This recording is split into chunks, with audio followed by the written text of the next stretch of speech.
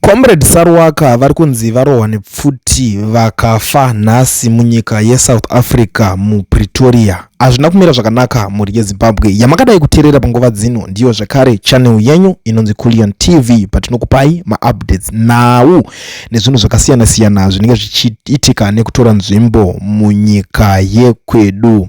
Marimwe zuro nanezuro vakange vachionekwa vachifambira nyaya zvakanyanya pavakabuda mashoko ekuti Comrade Bombshell Rinesu Geza vashaya. So vakange vachionekwa vari pamba pavageza vainewo vamwe vatapi venhau, asi pakuzoitika kwezvakaitika zvinhu pari kunzi pane mumwe mutapi wenhau akatobva zvakanaka navaComrade Saruwaka pavanga vari akatovaperekedza nemotikari yake kunovasiya kunzvimbo yavanogara ikoko kunovakomba kwavo, asi vaitaura vachiti vari kubuda munyika vachamboenda kunze kwenyika vachinofambirawo zvavanenge vachimboitawo zvichida pamwe ndezvebusiness kana kuti ndezvechii zvavanenge vachingoita. Asi nhasi tazongomuka tichinzwa kuti Comrade Saruwaka vashayawo zvekare apo vari pakati pekuda kuchema Comrade Bombshell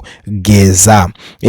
Pane message yavapedzisira kusenda, message yapedzisira kusendwa kuchannel kwavo. Hatizive kuti zviri kufamba sei nekuti ivo Comrade Saruwaka vapedzisira kuisa message yezwi ravo na 10 minutes to 1 ndo pavapedzisira kuisa message iyo yandachakunzwisai apo iyo.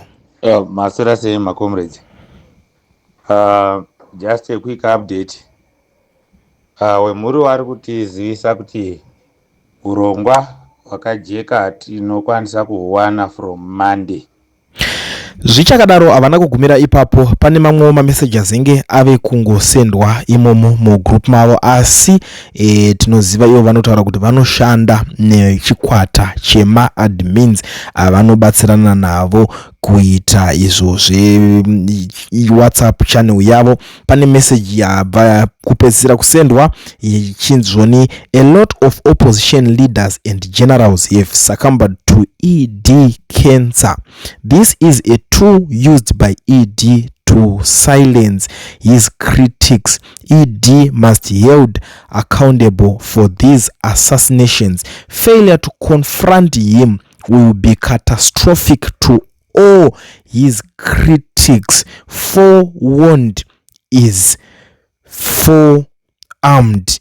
No to 2030 ndo message yapedzisira kusendwa mu WhatsApp channel yavo ya Comrade Saruwaka. So ipa pataka kunzwa kunzoni vashudwa nepfuti pamwe chete na Uber driver anga ari kufamba navo.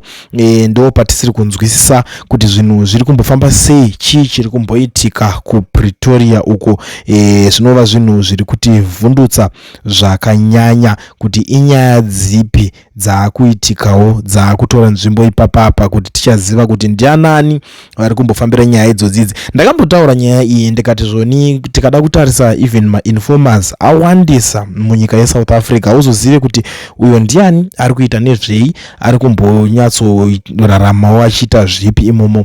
Unozongoona zvakawanda zvaakuitika, asi chiitiko ichi pachaitika pachiri kutaurika zviri kuvhundutsa zvakanyanyisa nekuti vanhu havasi kuda kunzwisisa. Ini ndamboda kuedzawo kubata Comrade Saruwaka semunhu ane nhamba dzavo kuti ndikwanise kunge ndichitaura navo tichinzwawo kuti chii chatora nzvimbo, vapenyu here zvechokwadi, nyaya iyi iri kuitika ndeyechokwadi here, asi hakuna kana chamboshowa ipapo. Hapana kana message yapindurwa kana kupinda yangogumira pa one tick. Zvinova izvo zvinhu zviri kuita kuti tirambe tichirohwa nehana nekutotsvagawo kuda kunzwisisa kuti chingava chii chiri kumbonyatsoitika nekutora nzvimbo panyaya iyoyi. Comrade Saruwaka vanozivikanwa zvakanyanya nekudefenda nyaya dzemugeza revolution. Vanofamba nerevolution, vakapinda paspotlight kutanga kunyatsozivikanwa mazuva aya akasungwa avo vaWellington Masiwa vanozivikanwa vachinzi Comrade Nyoka Yemabhunu. Ndo pakazouya Comrade Saruwaka vachiita spokesperson vachitaura vachitaura vachipa vanhu maupdates kuti nhasi chii changa chichiitika pavanga vachimirira nyaya dzaComrade Nyoka Yemabhunu vachienda kuRandburg kucourt.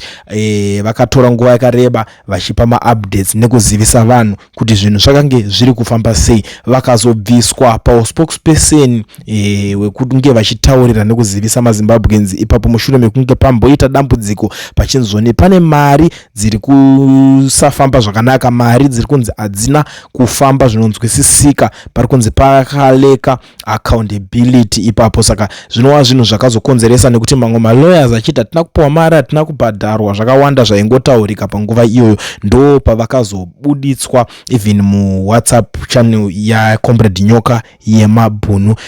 Ndobva vatanga kuenda kunoitawo yavo pasaidi iyo yavo inonzi Saruwaka updates Zim Revolution vakanga vari kumhanya panguva yese iyoyo. Asi zvichakadaro pakazodedzerwa imwe zvekare demonstration naComrade Bombshell Rinetsugeza, iyo inova iyo demonstration yekupedzisira pakazosungwa macomrades akawanda. Ivo Comrade Saruwaka havana kukwanisa kunge vachisungwa nekuti vakazopukunyuka apo pavakaonekwa pamufananidzo mavideos vainana Honorable Chagwiza ana madzibaba veshanduko vachitozivisa vanhu kuti tasvika paground kuti basa ringe richizotanga. Asi zvinhu hazvina kuzofamba semafambiro azvakanga zvakaita ipapo. Pakazosungwa vana madzibaba veshanduko nemamwe war veterans, ana baba Mapango Mapengo, ana baba Mudiwa, vakawanda vakanga varipo paground nana Honorable Chagwiza. Comrade Saruwaka vakazotiza vakatangawo kupomedzerwa zvichinzi pamwe zvichida ndiye aonekwa kana kuti ndiye aikonzera kuti vamwe macomrade vabatwe vazosvika pakusungwa. Nyaya yacho yakanetsa zvakanyanya, takambovadedza kakawanda pachannel panapa tichitaura navo tichivabvunza mubvunzo kuti muri kutiwo kudii nenyaya dziri kunzi ndimi muri kukonzeresa kuti macomrades asungwe. Asi ivo vaitaurawo side ravo renyaya. Ende mhuri yeZimbabwe ndinotenda nekunzwisisa kwamaiita nekupawo mukana kuti munhu wese ange achiuya neside rake zvisina kuti kudii. Asi ivo vakazotaurawo vakati inini ndakapukunyuka mapukunyukire angu kusvika ndabuda munyika. Asi vamwewo vakaramba vaine kunyunyuta pamusoro paComrade Saruwaka, asi havana kumira Comrade Saruwaka, vakaramba vachingoita basa ravo rerevolution.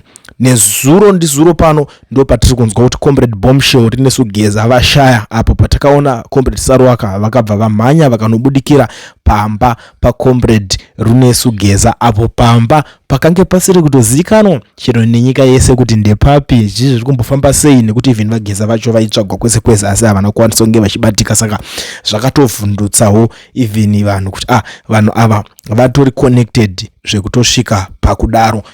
Vachibva ipapo ndo pavari kuzonzi vakazoendawo kune imwe nyika iri mudhuze neSouth Africa. Asi mushure mekunge vanga vaperekedzwa kumba kwavo nemumwewo mutori wenhau vakange vabva naye pasini kana kuti pasport ipapo. Ndo nhasi patiri kungomuka tiri kunzwa nhau zvichinzi zvoni vashudwa muPretoria pamwe chete naUber driver. Ndo patiri kunzwisisa kuti chii chiri kumbonyatsotora nzvimbo ende chii chiri kumboitika. Yamakadai kuteerera panguva dzino muri yeZimbabwe ndiyo channel yenyu inonzi Kulian TV, patinokupai maupdates nhau nezvinhu zvakasiyana siyana zvinenge zvichiitika. Ticharamba tichikupai tichikuzivisai zvinhu zvacho kuti zviri kufamba sei. Tichazodzoka taunyatsonzwisisa kuti chii chanyatsoitika kuna Comrade Saruwaka, kana chiri chokwadi kana chisiri chokwadi. Tichanyatsoramba tichidzifambira, ticharamba tichizama kuedza foni yavo nekuzamawo kutsvaga kunzwawo kune vadikani hama neshamwari dzepedyo dzaComrade Saruwaka vacho. Kulian TV, Team VAT. Asi vanhu vachishamsika, Kulian TV haichadzika. Saka subscribe wozolaika, nechawana zvesapa nachichazosha. Everybody say Kulian, Kulian, Kulian, yeah. Information is brilliant, brilliant, brilliant, yeah. Everybody say Kulian.